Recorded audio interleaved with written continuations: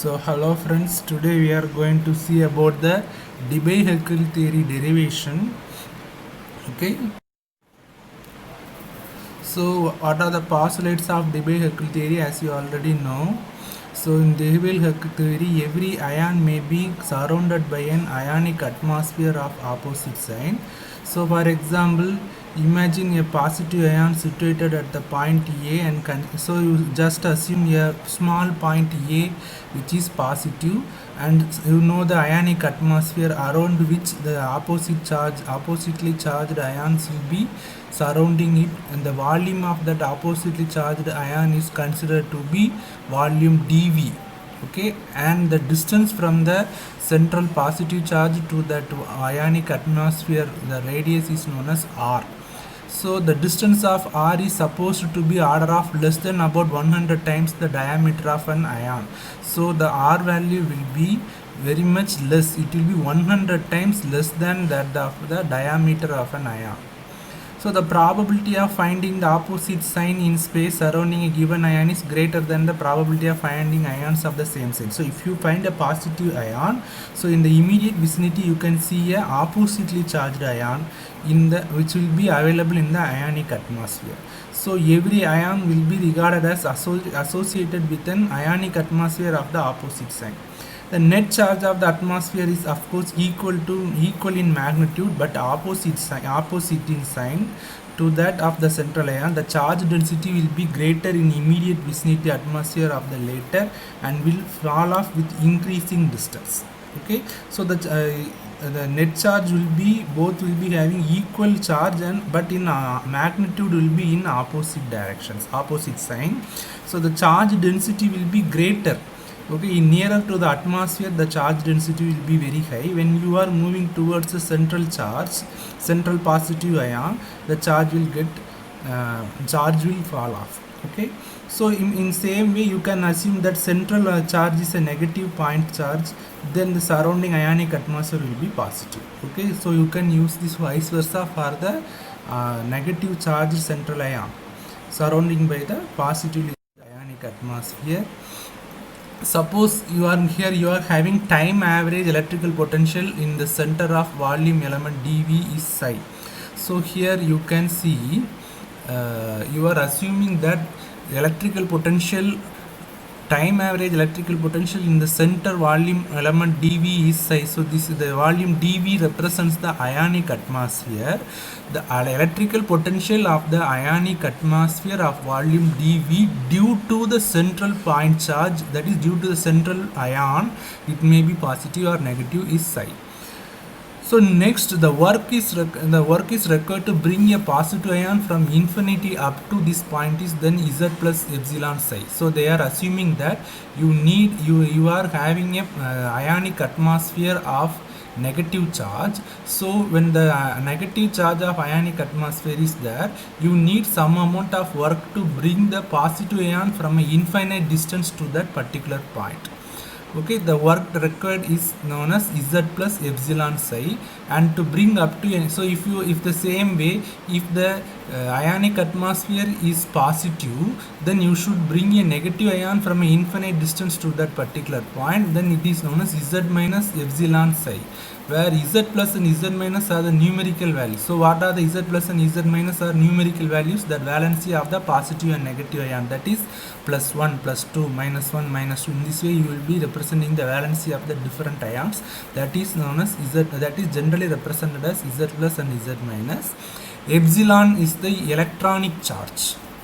So now if you apply the Boltzmann law of distribution for this field of varying potential energy of the ions, so you can see the time average number of positive ions. So at the average time in that particular volume, how many number of positive ions are present? It is represented as dn plus, and if they, in the same way, how many number of negative ion is present. For example, if you are assuming a ionic atmosphere of positive charge, then dn plus, and if you are assuming the ionic atmosphere of negative ion, then its potential will be dn minus. So the total volume will be dV. So here they are considering about the ionic atmosphere. So this is the form dn plus equal to n plus z plus epsilon e power minus z plus epsilon psi by kt dv. In same way the dn minus also, this is the formula as you can see. So these are all the number of time average numbers of positive ions and negative ions in a particular volume dv. That is number of positive ion in a positive ionic atmosphere of having volume dv at a particular time. In same way this is the number of negative ions in an ionic atmosphere at a particular time, okay. So I have written this in the somewhat bold form, and n plus and n minus in these equations are total number of positive and negative ions respectively in unit volume of the solution. K is the Boltzmann constant, so this K is Boltzmann constant. In the same equation you will be see another one K, it is totally different. T is absolute temperature. So now you have to write the electrical density. What is density? Density is equal to mass by volume. So here also you are going to calculate the electrical density, that is net charge per unit volume, okay.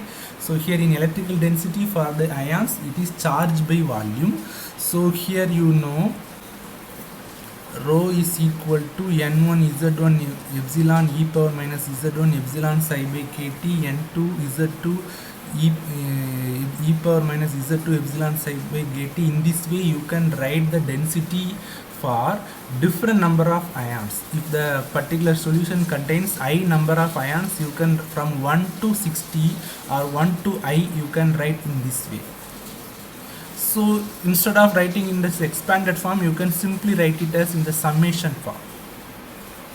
So this is that is the first one is equation 1, this is equation 2. So whenever you are listening to this video, you please put a pause and write down the equations in your note or paper and then go to the next slide, okay, so that you can see how I am substituted in the power. So next one, the net electrical density. So the net electrical density is charge by volume. So now charge is epsilon dn plus in minus is z plus minus z minus dn minus, okay. So in this above value you have to substitute the dn plus and dn minus value. And another important thing, dv, the volume will be, the unit volume will be considered as 1 because it will be very small negligible amount of volume. We are considering about the ionic atmosphere and ions, which will be very small. So you can simply assume it as dv is equal to 1. So when you are substituting the dn plus value for that rho, and you are substituting this dn plus value for the equation number 3 and dn minus value for the equation number 3, so you will be resultant getting the equation 4 in which the denominator dv is equal. So for a univalent electrolyte, Z plus and Z minus is equal to unity. Univalent electrolyte means, for example, sodium chloride. When you are dissolving the sodium chloride in water, it will be dissociated into Na plus Cl minus. 1 mole will be dissociated into 1 sodium plus ion and 1 chloride ion. So it is an univalent electrolyte. So its value is 1. So number of cation is equal to number of anion is equal to 1, then it is known as univalent electrolyte. And n plus and n minus is also equal to each other. For example, here you are in univalent electrolyte like sodium chloride, number of cation will be equal to number of anion. If you are dissolving the sodium chloride in water, it will produce 1 Na plus and 1 Cl minus, so value is equal to 1. So here they are substituting the Z plus equal to Z minus equal to 1 and n plus equal to n minus is equal to n for the equation 4. So now when you are substituting in the equation 4, so automatically the n plus n minus value will be commonly used as n, and Z plus Z minus value will be removed from the equation 4. The resultant equation is this one. Now we are expanding this above exponential series by considering x is equal to epsilon psi by kt. So instead of epsilon psi by kt, you have to put the value x and you have to expand it. When you are expanding it, you will be getting the following equation number 6. Okay, epsilon minus epsilon square by kt 2n 1 plus x square by 3 plus x power 4 by 5 plus dot. Okay, now in this equation again I have written the same equation 6 in the top of this page. So here you can see if x is equal to epsilon psi by kt is very small, when it is very small then equation 6 can be rewritten. So you can simply rewritten this value by omitting this 1 plus x square. Since x itself is very small, the x square by 3, x power 4 by 5, all this value will be very small. So you can simply omit it. So by omitting it, they have modified it into the equation number 7. Since x is less than unity, you cannot expect that z plus and z minus as accurately as 1. So again you should include the z plus and z minus. So here they have included it as zi square. Since it is an univalent electrolyte, the number of cations will be equal to number of anion. So there is no need for us to represent it as z plus is into z minus separately. They have combinedly represented it as zi square. So according to Poisson's equation, the del square psi is equal to dou square psi by dou x square, dou square psi by dou y square, dou square psi by dou z square. So all this value is equal to minus 4 pi rho. Rho means density, d is dielectric constant. This x, y, z in this above equation is rectangular coordinates. So as you know, you have already studied about these rectangular coordinates in the classical mechanics and quantum mechanics. So now you have to convert these rectangular coordinates into polar coordinate. Whenever you are converting the rectangular coordinate into polar coordinate, here you will be getting theta pi value. Okay, you need r, theta and pi variables. So since we are studying about the point charge, so here the theta pi will be 0. So in point charge there is no need for us to measure the angles. Okay, the radius will play a vital role. So simply r is enough and theta pi can be omitted. So it is independent of angles theta and pi. So based on the above assumption, now the equation 9 here it will be converted into 1 by r square dou by dou r square dou psi by dou r is equal to minus 4 pi rho by d. So you may have studied about this in this equation. The left hand side is obtained from the, you can see it can be obtained from the simple harmonic oscillator, and in hydrogen atom you might have studied about this polar coordinate. Okay, this value is obtained from that polar coordinate. Next, so instead of rho, you have to substitute the value of rho from the equation 8. I have substituted that value. So it is it is marked in the green color. So now the 4 pi epsilon, d is dielectric constant, k Boltzmann constant, T is temperature. So most probably we will be studying all the concepts in 25 degrees Celsius. So it will be also a constant. So summation of Ni, number of cations and anions, Zi square, Zi means valency of cation and anion, all this will be constant for the univalent electrolyte. So simply you can convert it into a constant k square. Here this constant k is different from the constants k so far we have used. That is Boltzmann constant k, and this is k, okay, constant k. So what is this constant k? This constant k is 4 pi epsilon square by dkt summation of Ni Zi square whole power 1 by 2. Okay, so the total value, all this value is assumed as, from the equation 11 you can see all this value is assumed as k square. So when you are writing for k, you simply put the square root. Okay, so that is given in the equation. So now on differentiating the equation 12, you will be getting, after solving the solution in general form, you will be getting this equation psi is equal to a e power minus kr by r plus a dash e power kr by r. Here you should note a point, the k present here is in purple color, so it is constant k and it is not the Boltzmann constant which initially you have studied. So you know, so a and a dash are constant. So psi approaches 0 as r increases. When the radius increases, the psi value will always approaches 0, because potential at infinite distance from a given point in a solution must be 0. So constant a dash must be 0. So what happens? Whenever at a infinite, when the ion is at an infinite distance, now what happens? the potential will be 0. So in this equation you can see in the second part in the equation 14 is having a dash e power kr, so it is positive. So now what happens, the distance is very long. In the same time in the equation 14 the first part is having e power minus kr, that means the radius is in very low. So the first part will be available as such, and the second part due to at the infinite distance of the distance of the ion from a particular point, because it is in plus r. Plus r means definitely it will be at a infinite distance. So minus r means it will be very much nearer to the central positive ion. So you can simply omit the second part and you can write the modified form of the equation 14 as such. So for a very dilute solution, whenever you are using a dilute solution, the summation of Ni Zi square will be equal to 0. So whenever summation of Ni Zi square is equal to 0, K is also, that is the Boltzmann constant is also 0. So the equation 15 becomes, so here the K should be in purple color.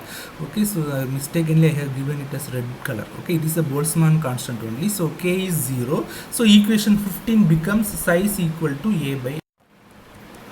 Now since in a dilute solution what happens, the potential of an ion is due to only that ion.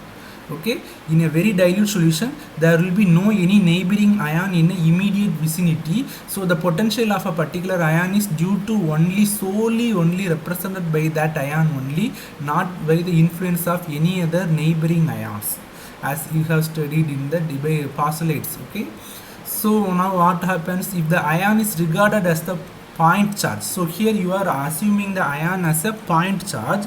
So in the point charge at the potential at small distance, okay, it will be at a small distance. So what happens, the potential at the small distance will be Zi epsilon by dr. The ion, point charge ion at the optimum distance, at a small distance from the central ion, will be having potential as such Zi epsilon dr.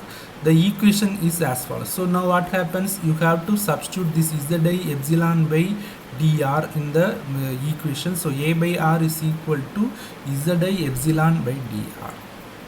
So from equation 16, so in the equation just before we have seen the equation 16, the potential psi is replaced by Zi epsilon by dr. Since we are assuming that we are studying about the ion which is at a very small distance from the central ion, so if the ionic atmosphere ion is at a small distance from the central ion, you can write the potential as Zi epsilon by dr. So now you are substituting this value in the equation 16 and it is modified as equation 17. So from equation 17, on cancelling r on both sides, whenever you are cancelling the r on both sides, now what happens, the equation will be modified as such. Okay, so you can see the equation will be modified. So in this way it will be modified. Okay, the r will be removed. So now what happens, this is the equation. So you can see, so another important thing, you just go through all the video in a slow pace, you just pause it, note down all the equations in a paper and then go through, then it will be very much easy for you. So now insert the value of A in equation 15. Now you have to insert this 18, you have obtained the value of A from equation 18 into the equation 15. Now you will be getting an equation 19. Okay, now you can modify this equation 19 in this way. Okay, you can see, you can write it in the modified form, whether the equation 19 is equal to equation. Here you can see, whenever you are expanding the equation 20, you can see you will be get this form, expanded form. Whenever you are cancelling the equal same and opposite terms, okay, same terms with opposite signs, you will be getting the equation 19. So now if we cancel the like terms with the opposite sign, then the answer will regenerate the equation 19. So the expanded form of equation 20 is equivalent to equation 19. So the expanded form of equation 20 is correct only. No, there is no mistake. So, and if the solution is dilute, then K is small. If the solution is very dilute, the constant K, what is constant K? You will be studying it in the further classes. What is K? So the K will be very small. So you can write 1 minus e power minus Kr is simply as Kr. So the equation 20, now the equation 20 again modified into psi is equal to Zi epsilon by dr minus Zi epsilon by d into K. So this K is represent, so 1 minus e power minus Kr is replaced by K. So the first term on the right hand side, the Zi e epsilon by dr, that term is with r in the denominator. So sorry, in denominator. So it is the potential at a distance r. Okay, so this is the potential of an ion which is at a distance r. That means it will represent the potential of the ionic atmosphere. In the second term, there is no such terms like r is included. So the second term is minus Zi epsilon by d into K represents the potential due to ionic atmosphere. Okay, it is due to the potential due to ionic atmosphere, and the first term is the potential due to the central ion. Okay, so here you can see this is the total potential of the central ion and the ionic atmosphere. So the first term represents the potential due to that of the central ion, which experiences the potential due to an ion at a particular distance r from the ionic atmosphere. Okay, thank you.